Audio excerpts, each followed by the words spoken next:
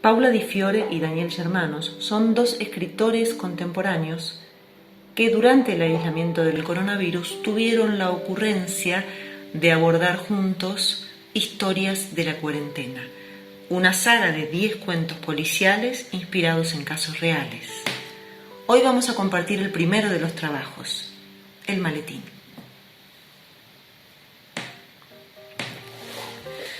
Faltaban pocas horas para que terminara la tercera fase de la cuarentena. Un hombre joven de aproximadamente 32 años que sujetaba contra el pecho un maletín de color bordó entró al estudio del abogado Jerónimo Baigorria en estado de manifiesta exaltación. Sin saludar ni presentarse, dijo que necesitaba ver al doctor ahora, ya mismo. Es una emergencia legal. Luego de tomar aire, remarcó: es una emergencia. No es tiempo de emergencias, respondió Leticia, la secretaria del doctor Baigorria. Estamos en cuarentena resolviendo solo las prisiones domiciliarias para algunos detenidos. El joven insistió, acentuando el pedido con gesto de ruego. Aclaró que su tema era muy urgente y que estaba dispuesto a pagar cualquier suma por la asistencia legal. La secretaria, a pesar de su juventud, entendió que la razón económica esgrimida era sólida y suficiente para no hacerlo esperar. Bamboleando sus caderas, la incipiente estudiante de Derecho condujo a Robledo hasta una puerta de madera lustrada. Golpeó 2 veces y esperó a tener permiso para pasar. Doctor, el señor Robledo no tenía cita, pero dice que es muy urgente y que no le importa pagar lo que sea para que usted lo atienda. Por el aspecto del joven era imposible que trajera consigo una moneda, pero como Baigorria notó que estaba alterado, no puso objeción para evitar males mayores. Tengo mucho miedo, doctor. Yo robé. Lo entiendo, pero créame que los robos constituyen el delito más frecuente. Quizás le falte experiencia. Las cárceles están hechas para los ladrones y no es casual que sean los más respetados por el servicio penitenciario. Quédese tranquilo. Además, yo trataré de que usted no vaya preso. Pero mi robo es especial. Vea, un robo es un robo, sea del monto que fuere. La ley no distingue entre bagatelas y un Rolex. Dígame, ¿qué cosa robó? Este maletín, doctor. Parece de buena calidad, pero tampoco una joya. No es para tanto. El joven apoyó con cuidado el maletín en el suelo. ¿Pesa mucho?, preguntó Baigorria mientras se acercaba al objeto robado con clara intención de levantarlo. El joven se lo impidió y volvió a sujetar el maletín contra su pecho. «Estás empapado», dijo Baigorria, dirigiendo su mirada a la frente del joven que brillaba de sudor. «¿Tenés fiebre? No estarás infectado de coronavirus, ¿no?» «No siento calor ni frío, estoy sudando de miedo. Necesito que me ayude». «Pibe», habló Baigorria, algo fastidiado por la reserva.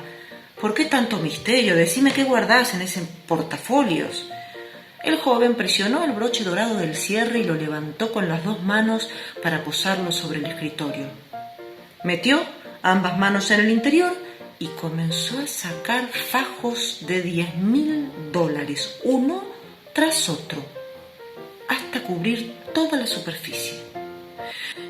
«No lo conté», dijo el joven, «pero creo que hay más de 1 millón. Tome 10 fajos, doctor, y ayúdeme. ¿Le parecen suficientes 10 fajos?» El abogado hizo un largo silencio. Nunca había visto una fortuna de esa magnitud, y menos sobre su escritorio, solo en las películas de gángsters. Era una época de vacas flacas y la pandemia había exterminado a varias de ellas. Los honorarios cada vez más pobres. «Nunca cobro menos del 20%, concluyó el abogado. «Entonces serán 20 fajos», dijo el joven. «Trato hecho». dijo Baigorria. ¿Qué necesitas? Protección, dijo el joven y agregó: trabajo para un delivery con mi bicicleta. Desde que empezó la pandemia. Antes era botones en un hotel. Estaba esperando que me llamaran para hacer algún envío, sentado en el cordón de la vereda. No había nadie en la calle. De pronto 2 autos se chocan y una confusión de hombres y tiros que no se entendía nada. El maletín sale eyectado del interior de uno de los autos y cae a medio metro de mis pies. No me pregunte por qué, pero adiviné que adentro había plata. Mucha plata, y no se me ocurrió otra cosa que agarrar el maletín y salir corriendo. Me costó tomar velocidad porque este bagallo pesa un montón y además estuve toda la mañana pedaleando. ¿Sabés si alguien te siguió? El abogado hizo la pregunta de rigor. Un par de tipos que logré despistar. Me metí en un lugar de comida y 2 de los cocineros que trabajan ahí y que me conocen de llevar los pedidos me cubrieron. Entonces, ¿estás tranquilo? Nadie sabe que estás acá. Uno de ellos me filmó con el celular. Me van a seguir hasta debajo de la cama. Estoy seguro que eran mafiosos. Tengo miedo, doctor. Mira. Como primera medida, tranquilízate. Tenemos que buscar un lugar bien lejos de acá para esconderte un tiempo. San Pedro de Jujuy, por ejemplo. A donde vaya tienen que venir estos 2 amigos que me ayudaron. Les debo la vida y les prometí parte de mi plata. Muy bien. Tenemos que movernos rápido. No va a ser fácil llegar hasta Jujuy con las restricciones de la cuarentena. Baigorria se ausentó media hora de su despacho. Hizo varias llamadas y prometió menudas transferencias bancarias. Habló con el comisario Antacle, responsable del orden en San Pedro de Jujuy. También contrató un vuelo privado para 3 personas desde el Palomar hasta un aeródromo cerca de la capital jujeña. Por último, contrató un auto que lo llevaría hasta el destino. Una cabaña precaria en medio de un paisaje de cerros.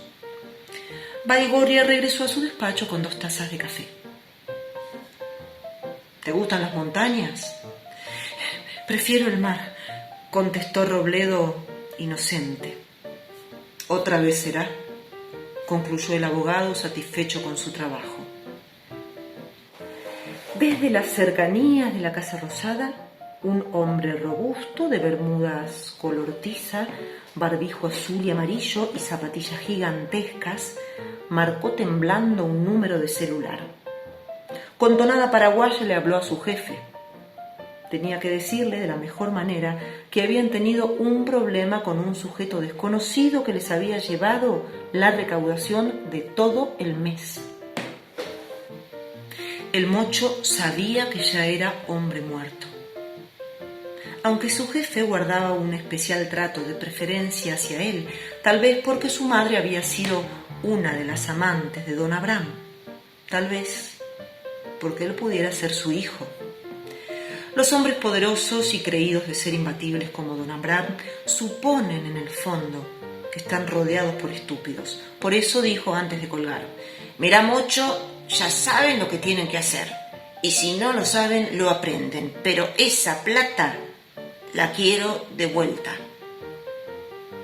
El joven del maletín se puso al volante del Laguna que su abogado había contratado para que lo llevara al aeródromo de Jujuy hasta San Pedro. Los 3 socios tomaron la ruta en silencio. Faltando 19 kilómetros, entraron en una estación de servicio para cargar combustible. ¿Habrá algún buen hotel para pasar la noche?, preguntó Gaspar al empleado de la estación, conociendo la respuesta. ¿Son de Buenos Aires?, quiso saber el empleado hambriento de noticias. Los hoteles están todos cerrados y ojo, no vayan a circular sin permiso. Ya eran casi las 8 de la noche cuando retomaban el viaje. No advirtieron que a pocos metros los Mandel, hombres de máxima confianza del cartel de narcos del norte, el paraguayo de barbijo azul y amarillo y Aníbal Montés, viajaban detrás de ellos en un Alfa Romeo. 2 kilómetros más tarde, al acercarse a una curva pronunciada, los hombres cazadores supieron que había llegado el momento. El paraguayo apagó la radio y golpeó con fuerza las cachas de su ametralladora. Los Mendel, casi en un mismo acto, arrojaron los cigarrillos que habían comenzado a fumar 2 o 3 pitadas atrás. El Alfa se puso en paralelo con el Laguna, bajaron las ventanillas. Los Mendel buscaron una posición cómoda para tirar con eficacia. El silencio del paisaje se quebró con la primera ráfaga de la ametralladora que, por un desnivel del camino, fue a dar contra unos arbustos de la banquina. Ante la sorpresa, Robledo clavó los frenos del Laguna. El Alfa pasó de largo, el camino de una sola mano impedía retroceder. Uno de los Mendel gritó: ¡Vayamos, concha su madre! También con estos barbijos de mierda, no se ve un carajo. Robledo dirigió el Laguna hacia una colateral y se internó por angostas calles de tierra. ¡Qué asesinos de mierda! Nos quieren liquidar para recuperar los verdes, vociferó. Los pasajeros del Laguna habían comprendido la magnitud de la escena. Sentían que el miedo les bloqueaba la capacidad de pensar, mientras el acelerador sufría presión a fondo. Luego de unos 10 kilómetros, ingresaron a una rotonda que en el centro tenía un cartel esperanzador: Bienvenidos a San Pedro. Robledo abrió una de las latitas de gaseosa, la levantó en señal de brindis colectivo y pensó aliviado que habían nacido de vuelta. Creía, erróneamente, que los sicarios no continuarían su faena en un lugar poblado y con patrulleros que cruzaban permanentemente las esquinas. ¡Ahí están!, gritó Esteban Mendel y agregó: ¡Papá de Dios, son boleta! A escasos 100 metros del edificio policial, el Alfa Romeo encerró al Laguna contra el cordón. Los Mendel y el paraguayo dispararon varias veces contra sus víctimas. El Laguna clavó la marcha por la maniobra violenta de Robledo con la palanca de cambios, mientras su cuerpo se volcaba contra el volante por un fuerte impacto en el oído izquierdo. Los otros 2 lograron bajar, pero fueron alcanzados de frente por sus perseguidores, que le dispararon con total frialdad y precisión. Uno de ellos rescató el maletín del asiento trasero del Laguna, retomó su lugar en el Alfa y dijo: «Trabajo terminado». Los asesinos huyeron a máxima velocidad. Los destellos de los disparos habían cubierto la noche taimada de San Pedro con chispas plateadas. El inmenso charco de sangre, iluminado por los faros de 2 patrulleros, convertía en bordó los baldosones sucios de la vereda. Un puñado de bomberos auxiliaba a los 2 jóvenes que habían sido brutalmente baleados y presentaban leves signos de supervivencia. Había un tercer cuerpo, otro joven, muerto, con la cabeza ensangrentada, el pecho hundido, recostado sobre el volante del vehículo. Un comisario trató de reunir testimonios, pero el trabajo extra de los policías, de controlar el aislamiento, conspiró contra esta intención. Nadie pudo aportar datos del suceso que conmovía a los rescatistas. El comisario aseguró a uno de sus ayudantes: «Estos changos no son de acá, y esos barbijos de color deben ser de Buenos Aires». Entre las pertenencias de las víctimas, el comisario encontró una tarjeta del estudio de Jerónimo Baigorria y llamó al abogado a pesar de lo avanzado de la noche. Baigorria atendió algo dormido. El comisario, después de narrar lo ocurrido, deslizó su hipótesis de trabajo. «Para mí fue un crimen por encargo». La respuesta del abogado fue muy precisa. «Vino a verme hace poco porque quería tener trabajo en mi estudio como chofer. Me comentó que viajaría por un familiar enfermo a San Pedro. Parecía un buen muchacho que no andaba en nada raro. Me cuesta creer que pudiera tener enemigos. Gracias por llamarme, comisario». Baigorria quedó muy afectado anímicamente por lo sucedido.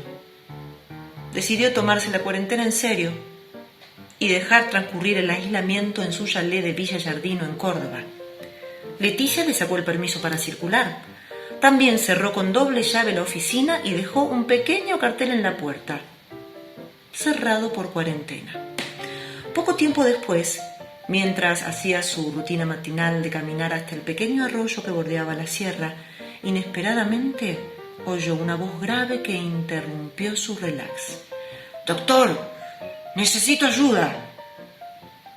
El reflejo del sol le impidió a Baigorria ver la cara de la persona. ¿Me conoce?, preguntó entre molesto y sorprendido. «Estoy prófugo», fue la breve respuesta. Baigorria no tenía voluntad de pensar en nada, y menos en un nuevo caso. Por eso le explicó que estaba de vacaciones, mejor dicho, aclaró, en cuarentena. Además, no tengo matrícula en Córdoba. Ambos se sentaron sobre la arena. El prófugo le confió que estaba prófugo por tráfico de estupefacientes. El abogado parecía decidido a no cambiar su postura. Entiendo su preocupación, pero para atender un caso necesito de varias cosas. Mi oficina, libros, mi asistente, la PC y un montón de cosas más. Ayúdenme, doctor, insistió el hombre. Baigorria reforzó sus argumentos. Mire, igual que los cirujanos, no puedo operar en cualquier parte y sin elementos, ¿me entiende? Por otra parte, mis honorarios no son un tema menor. La asistencia a un prófugo por un delito de esas características es muy costosa. El prófugo hizo un prolongado silencio. Baigorria decidió explayarse aún más. Vea, tengo una trayectoria, 5 libros escritos, 2 cátedras universitarias, un altísimo promedio de juicios ganados. Es caro, mi servicio es muy caro. ¿20 fajos de $10.000 son suficientes?, preguntó el prófugo mirándolo a los ojos. Baigorria tomó un puñado de arena de aquella pequeña playa junto al arroyo y la dejó caer en forma de lluvia muy lentamente, simulando un reloj de arena. «Son suficientes», contestó. El prófugo sonrió y le dijo: «¿Sabe por qué no lo matamos, doctor?».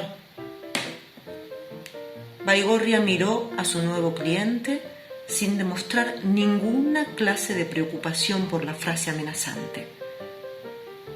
El prófugo cerró su explicación con estas palabras: «La gente muy mala necesita de buenos abogados».